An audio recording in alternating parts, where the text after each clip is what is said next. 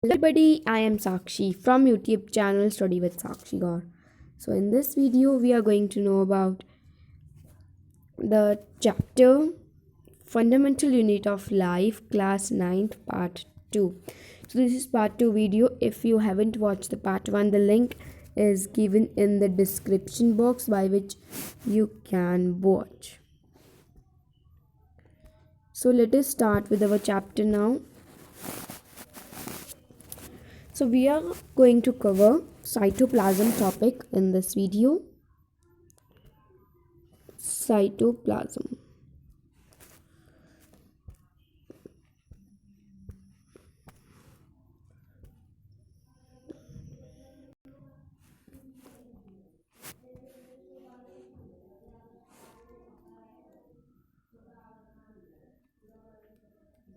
Cytoplasm.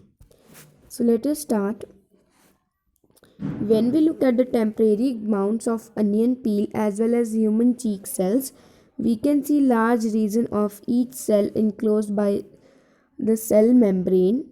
This region takes up very little stain. It is known as cytoplasm. The cytoplasm is the fluid content inside the plasma membrane. It also contains many specialized cell organelles. Each of these organelles perform a specific functions for the cell. So, let me tell you the meaning in this slide.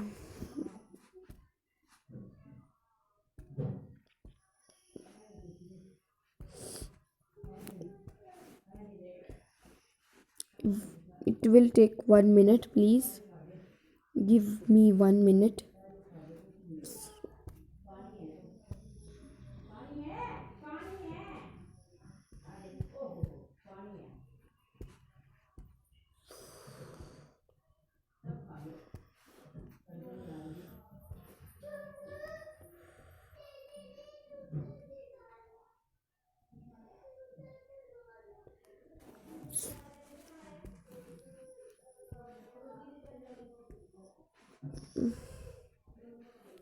So, here is the image of cell. You can see the cell right now.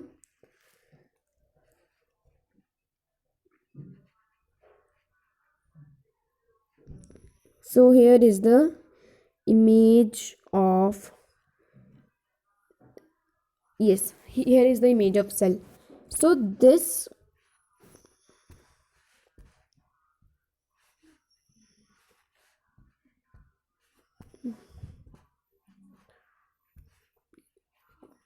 so this colored structure is plasma membrane.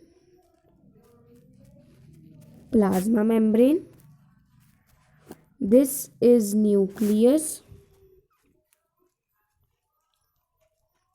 And this is cytoplasm, that is both an onion peel cell and human cheek cell.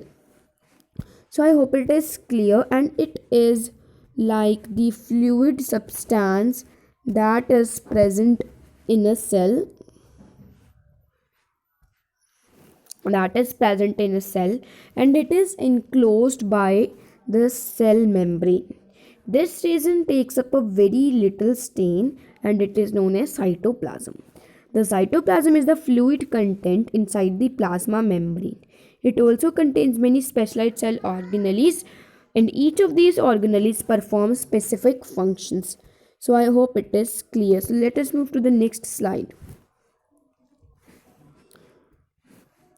Cell organelles are enclosed by membranes. In prokaryotics, beside the absence of defined nuclear region, the membrane-bound cell organelles are also absent. On the other hand, the eukaryotic cells have nuclear membrane as well as membrane-enclosed organelles. The significance of membranes can be illustrated with examples of viruses. Viruses lack any membranes and do not show characteristics of life until they enter the human body or any other body and use the cell machinery. So the meaning is the cell organelles are enclosed by cell membranes.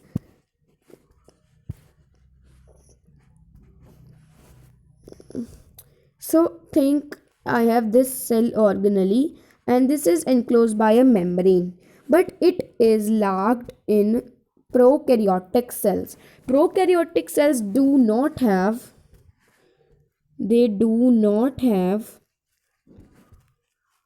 well defined nucleus,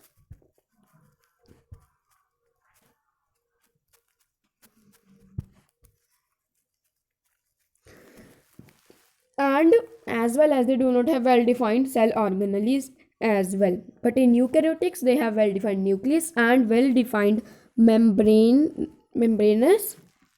cell organelles. But viruses, like any membranes, they are exception in all, and they doesn't show any characteristics of life until they go into any body of any organism and divide and use the cell machinery of that to divide. So here are in our next slide. So here is the difference between a prokaryotic cell and a eukaryotic cell. So let us see the difference between a prokaryotic and a eukaryotic cell. A prokaryotic cell size is generally this. Size is generally what happened.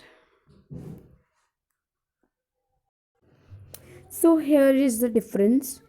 So let us do the difference now. Prokaryotic cell size is generally 1 minus 10 UM means 10 raised to the power minus 6 meters. And the size is generally large. Nuclear region is not well defined. So I am answering this. Nuclear region is not well defined.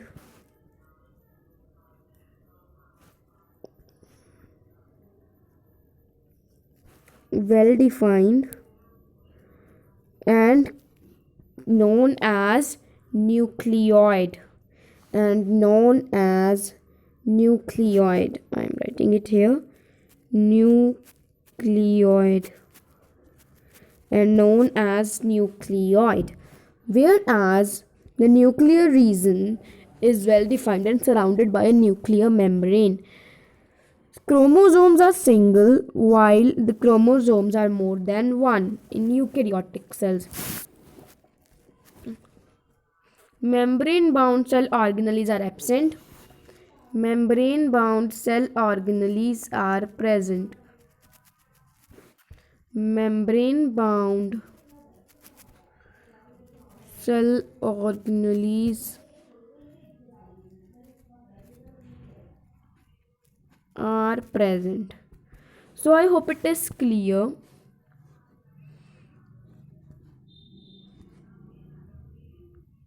So let us read about the cell organelles now. So every cell has a membrane around it to keep its contents separate from the external environment. Large and complex cells, including cells from multicellular organisms, need a lot of chemical activities to support their complicated structure and function. To keep these activities of different kinds separate from each other, these cells use membrane-bound little structures or organelles within themselves. This is one of the features of the eukaryotic cells that distinguish them from prokaryotic cells. Of these organelles are visible with only an electron microscope. So every cell have a membrane boundary to keep it away from the external environment, to keep the contents that it have away from the external environment. Large and complex cells, including cells from multicellular organisms, need a lot of chemical activities, a lot of chemical activities to support their lives. And these activities are of different kinds that separate from each other. These cells use membrane-bound little structures or organelles which do different types of work. This is the one of the feature that eukaryotic cells are distinguished from prokaryotic cells, and these organelles are only visible with the electron microscope. So let us move to the next slide.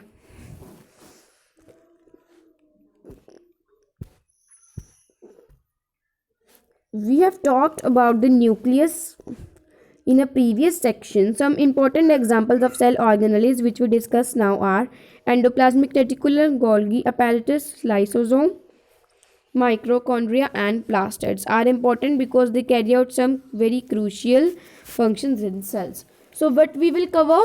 We will cover endoplasmic reticulum. We will cover endoplasmic reticulum, Golgi apparatus, lysosomes, mitochondria and plastids. So let us do. First is endoplasmic reticulum. So the endoplasmic reticulum is a large network of membrane bound tubes.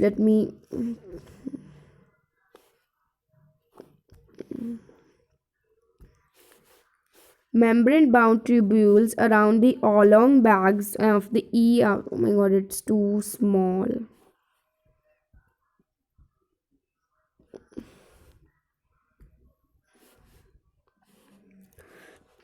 So what is endoplasmic reticulum? Endoplasmic reticulum is a network of membrane bound tubes and or around bags or vesicles. The ER is membrane is similar as the membrane of plasma. The cell membrane we can known as call as. So there are of two types. First is smooth endoplasmic reticulum, smooth ER, and second is rough ER, rough endoplasmic reticulum. So first is smooth endoplasmic reticulum and second is rough endoplasmic reticulum. The rough endoplasmic reticulum and smooth endoplasmic reticulum looks different. Rough endoplasmic reticulum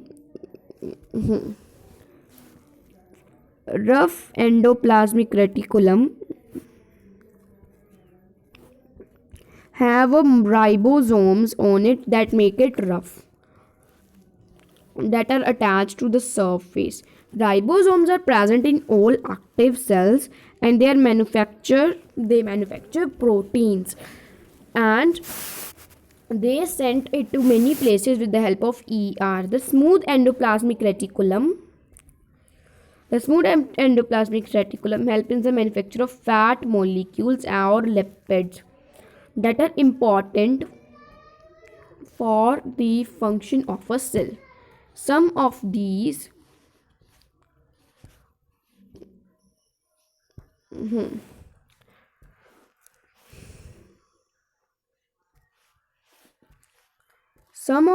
proteins and lipids help in the building cell membrane. The process is known as membrane biogenesis.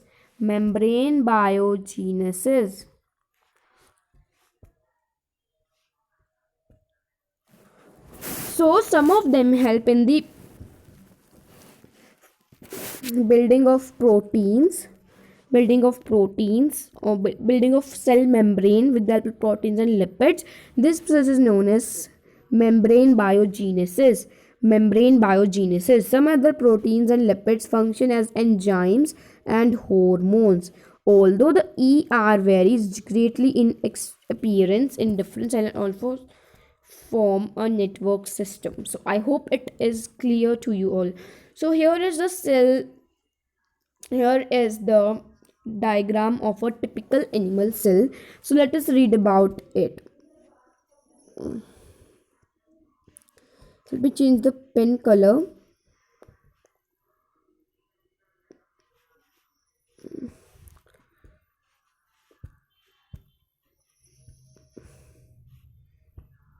Yes. So first is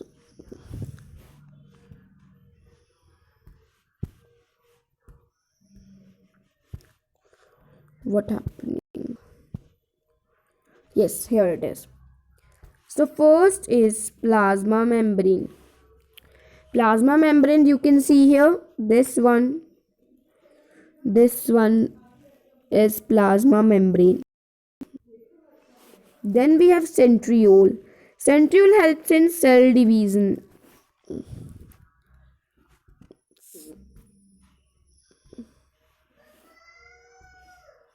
Yes.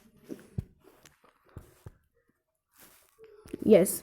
So first is plasma membrane and second is centriole. Centriole helps in cell division.